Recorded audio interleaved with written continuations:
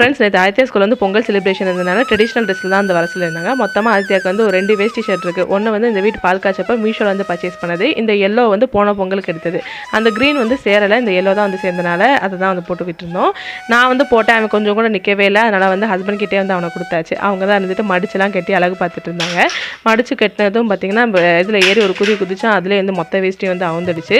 இவனை எப்படா ஸ்கூல் வர கொண்டு போகிறோன்னு சொல்லிட்டு ஒரு வழியாக வந்து கூட்டும் வந்தாச்சு. அங்கே போயிட்டு வந்து சேட்டை பண்ண மாட்டான். அவ்வளோதான், லைட்டாக டச்சப் பண்ணிவிட்டு நடக்க விட்டாச்சு.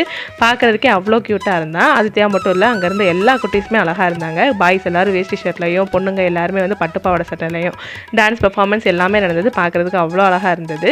முடிச்சுட்டு அவனுக்கு வந்து ரிட்டன் கிஃப்ட் மாதிரி வந்து ஒரு ஐஸ் குச்சி இருக்குல்லையே, அதில் வந்து பொங்கல் மாதிரி பண்ணி காட்டன் வச்சு, அப்புறம் வந்து இன்னொரு பிளாக் கலர் ஸ்ட்ராவில் வந்து கரும்பு மாதிரி வச்சு வந்து கொடுத்துருந்தாங்க. ஈவினிங் மேலே தான் வீடியோ எடுத்திருந்தேன். ஃப்ரைடே நல்லா வீட்டில் விளக்கேற்றி சாமி கும்பிட்டாச்சு. டின்னருக்கு வந்து தோசை தான் ரெடி பண்ணியிருந்தேன். தக்காளி சட்னி வச்சு சூப்பராக சாப்பிட்டோம். இந்த வீடியோ பிடிச்சிருந்தா லைக் அண்ட் கமெண்ட் பண்ணுங்கள். நாளைக்கு வீடியோவில் பார்க்கலாம்.